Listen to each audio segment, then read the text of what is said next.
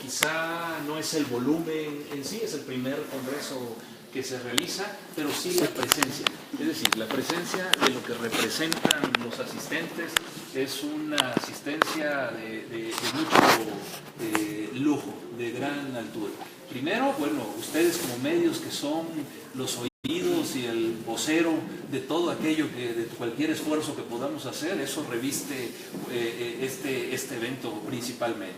Segundo, tenemos con nosotros al secretario general de la Federación Iberoamericana de Franquicias, que es la representación de la comunidad internacional de América Latina y parte de Europa representada en su persona. Tener a los presidentes de las cámaras de franquicias de Bolivia, de Guatemala, a los representantes de los gremios, a las asociaciones, de la Asociación de Franquiciatarios del Norte, la Asociación de Jalisco, titulares, dueños de empresas franquiciantes y franquiciatarios, bueno, pues reviste y demuestra el gran interés que hay por sumarse al objetivo de este Instituto Latinoamericano de Franquicias que hoy se presenta, que es el de precisamente trabajar en la difusión de la cultura de la industria de las franquicias, que es algo en lo que México todavía está inacabado. México, a pesar de que tiene 40 años en el gremio de las franquicias, se ha desarrollado únicamente desde una de sus aristas. Tiene muchas aristas muy importantes, pero solo en una, que es la parte comercial. Y la parte comercial, en la medida en que ha crecido el sector por la nobleza que tiene la propia industria, se ha convertido en su propio enemigo ante el desconocimiento de la falta de preparación y de desarrollo teórico, normativo, jurídico de lo que es la industria de la franquicia. Y eso es lo que busca, es el objetivo primordial del Instituto Latinoamericano de Franquicias, del ILAF, el poder trabajar de la mano con todos los actores del sector para poder desarrollar una cultura en franquicias que permita y convierta a México en el baluarte principal de la industria, primero de Latinoamérica y posteriormente en su presencia internacional. ¿Cuáles son los retos? ¿Cuáles son los retos que enfrentan ahorita? Bueno, principalmente no podemos perder de vista que el avance de la globalización en materia de comercio implica, y la presencia de México ante los tratados internacionales implica que medianas, grandes empresas y empresas muy desarrolladas que provienen de otros países, particularmente el caso de los Estados Unidos, significa el gran reto para la pequeña y mediana empresa mexicana. Nosotros no estamos en las mismas condiciones, por más que nuestro gobierno y nuestras instituciones permitan y digan que estamos listos para competir, no lo estamos lejos de ello. Y ese es el principal reto, culturizar, desarrollar una educación emprendedora, investigación, cifras, datos, tomas de decisiones a través de encontrarse informados para poder fortalecer y robustecer la participación del empresario o del emprendedor mexicano y estar en condiciones a través del modelo de franquicias, que es el modelo de desarrollo económico que ha demostrado en las últimas casi 3 décadas ya, que es el de mayor crecimiento en el mundo y que le permite mayor sostenibilidad a las empresas y mayores pasos de largo alcance. ¿Por qué? Porque es un sistema estandarizado, profesionalizado, sistematizado, que si seguimos trabajando en ello, la pequeña y mediana empresa mexicana va a encontrar en este nicho una gran fortaleza para poder competir con esas grandes empresas que vienen acabando con los pequeños talleres familiares, con la industria nacional. ¿A través de qué? De usar las herramientas jurídicas y las herramientas comerciales necesarias que agrupa y aglutina el modelo de franquicias en nuestro país. Doctor, preguntarte en ese sentido, han pasado 30 años desde que a las primeras franquicias aparecieron aquí en el país, en México. ¿Cuál es el atraso? ¿Cuál es el motivo del atraso? ¿Es el marco jurídico? ¿Es el marco económico? ¿O la competencia desleal que hay entre varias marcas, inclusive en el país? Porque aquí se les permite eso. ¿Cómo interpretarías el atraso en México en estos momentos? Bien, fíjate que yo no lo vería propiamente como un atraso.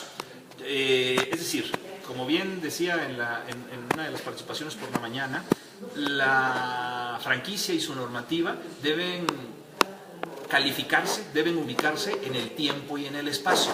Es decir, Cuando llegaron las primeras franquicias extranjeras, que es la primera generación de franquicias que llegó a México, yo siempre he dicho que la franquicia en México tiene carta de naturalización y no su acta de nacimiento, porque no es un modelo ni mexicano, ni siquiera americano, pues no es cierto como se cree, que eso es parte del esfuerzo que va a hacer el ILAF en difundir los antecedentes y la historia de las franquicias. No son modelos americanos, son modelos europeos, que imagínense que el primer contrato de franquicia data de 1304.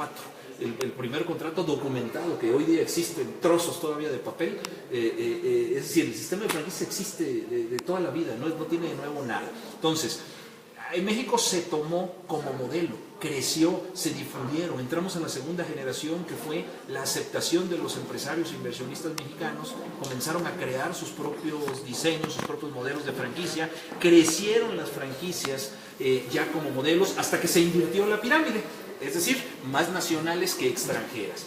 Hoy estamos en yo diría que en la cuarta generación, se vino la tercera generación, que fue la expansión de franquicias y modelos mexicanos al extranjero. Y hoy estamos en ese híbrido de coinversiones nacionales y extranjeras. No estamos mal. En número de franquicias, México hoy día ocupa el cuarto lugar mundial. Ojo, en número de franquicias. Particularmente, yo no comparto que esa sea la medida, debo decirlo. Soy muy crítico del propio sistema. ¿Por qué? Porque no se trata de medir cuántas abren, porque crecen, como usted bien lo dijo, con competencia desleal, con piratería, ¿por qué no nos ponemos a medir cuántas han cerrado? ¿Por qué no nos podemos a medir cuántos empleos generan? ¿Cuántos empleos sustentables? ¿Cuántos?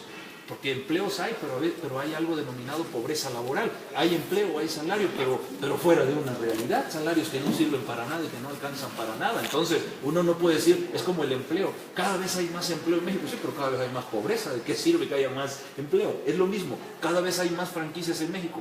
¿De qué sirve? Si cierran muchas veces más de las que abren. ¿A qué le atribuyo que México en estos últimos 20 años, aclaro, no haya dado el otro brinco? El otro brinco, no es que esté mal, es que podemos estar mejor. Yo sí se lo atribuyo a la falta de una normativa expresa. En la medida en que transparentemos, en que regulemos, en que normemos, yo le llamo pabellones de seguridad y no camisas de fuerza. No se trata de sobreregular. Yo digo que hay que regular para desregular, para quitar tanta traba, para quitar tanto conflicto, para quitar tantos juicios, que la gente confíe y que se democratice y que cualquier persona pueda tener acceso a un sistema de franquicias, y no como ahora está pasando, que solo las grandes empresas están tomando el modelo de franquicias y ya la pequeña y mediana empresa, que era la que originalmente desarrolló las franquicias, ya la están haciendo de lado y son las que están desapareciendo. El gran reto que tenemos es la legislación, tener una legislación especial en materia de franquicias. Yo estoy seguro que ello catapultaría de manera inmediata el crecimiento de la industria mexicana, y no solo en número, insisto, esto es como la asistencia al Congreso. Si lo medimos, si hay 1000 personas, pues no las hay, pero la representación que tenemos de América Latina y las redes de franquicias son las valiosas. Es lo mismo, ¿para qué queremos miles y miles y miles de franquicias si no tenemos la solidez de la transparencia y la democratización de las mismas? Maestro, ¿usted a qué le atribuye que la gente está cerrando, se quiebran en sus franquicias? ¿Y cuál es, en su opinión, lo que debería de robustecer este tipo de franquicias? Yo creo que es la falta de entendimiento del modelo, la falta de comprenderlo como es el modelo. La franquicia se la ha visto como una figura comercial, en la que yo meto dinero y yo trabajo poco y me cuesta poco, trabajo poco y me puedo ir a mi casa y funciona solita. Y eso es una mala difusión del sistema. Eso es lo que ha ocasionado los cierres. La falta de culturización, que es el objetivo primordial del instituto. En la medida en que avancemos con cursos, con seminarios, con charlas, con talleres, con investigaciones publicadas, con cifras. Yo soy un creyente de las cifras, que pueden ser manipuladas. Bueno, eso ya es otro boleto, ¿no? Pero si no partimos, si no sabemos cuántos somos, dónde estamos, qué hacemos, a qué nos dedicamos y por qué cerramos y por qué abrimos, pues entonces ¿cómo vamos a entender el modelo? En ese tenor, los empresarios que adquieren modelos, si entendieran antes de adquirirlos de qué se trata, no todos le entrarían al modelo de franquicia. No todas las personas están hechas para gestionar un modelo de franquicia. No hay nada más falso que creer que una franquicia es para todos y que nada más es poner el dinero y ganar dinero. Eso es absolutamente falso. Una franquicia requiere de más compromiso y más conocimientos que un negocio común y corriente. Oiga, y en el marco del Tratado de Libre Comercio, de la negociación que están haciendo ahorita, ¿cómo quedarían las franquicias en este momento con una legislación que está proponiendo el presidente Trump de darle más oportunidad inclusive a los capitales americanos que inclusive los mexicanos? Entonces, ¿cómo funcionarían estas franquicias que vienen de Europa, que vienen de Estados Unidos, en este marco de esta renegociación que ahora pues está en boca del comercio internacional, ¿no?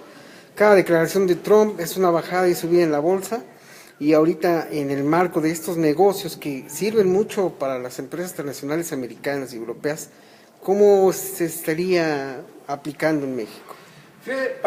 Me voy un paso atrás, por un primer reto, algo que busca el instituto, el ILAF también, que es el que en la política pública de nuestros gobiernos se tome en cuenta el sistema de franquicias como un sistema prioritario para el desarrollo de la economía del país. Por una razón, si el sistema de franquicias, y aclaro, voy a repetir las cifras que son las publicadas, no las comparto en su totalidad, pero lo aclaro. Si el sistema de franquicias genera más de 3 millones de empleos indirectos, si genera 750,000 empleos directos promedio, si de cada dólar 15 centavos que se gasta en un comercio en pequeño, se gastan en una franquicia. Es decir, la franquicia como modelo de negocio se convierte en un modelo estratégico de desarrollo económico. Y si hay desarrollo económico en un país, hay desarrollo social. Luego, entonces, en un tratado de libre comercio, uno no puede dejar de lado un modelo como este. Sin embargo, no es un tema que se esté discutiendo. Un primer reto.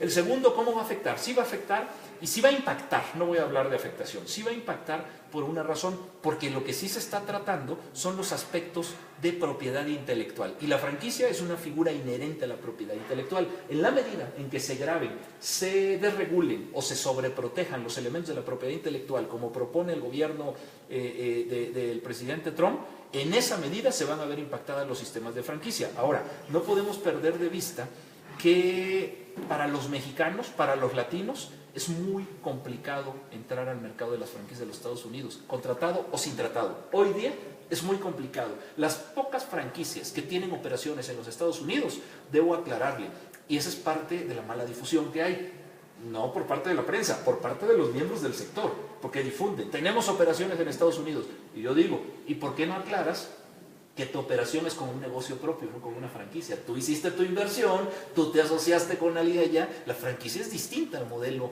de negocio. Son contadas las marcas mexicanas que tienen operaciones en los Estados Unidos como franquicia. ¿Por qué? Porque la regulación de los Estados Unidos desde siempre, desde 1975, Estados Unidos tiene 23 leyes distintas en materia de franquicias. Es la regulación más estricta que hay en el mundo. Y México, como no está acostumbrado a ese tipo de normatividad, claro, cada que llevan nos damos un tropezón porque no podemos cubrir la norma estadounidense. Pero ¿eso qué ocasiona? Fíjese, que esto se relaciona con la pregunta anterior. Ocasiona que tengan un sector de franquicias más sólido, más maduro, más estable, más rentable que el de nosotros, porque es la rigidez de su norma. Y nosotros, un poquito en el desorden que hay que reordenar. Entonces, esa sería la opinión respecto al tratado. Gracias. Gracias. ¿Me repite su nombre, por favor, doctor? Eduardo Poblete Castillo. Muchísimas gracias. Gracias. Muchas gracias a ustedes.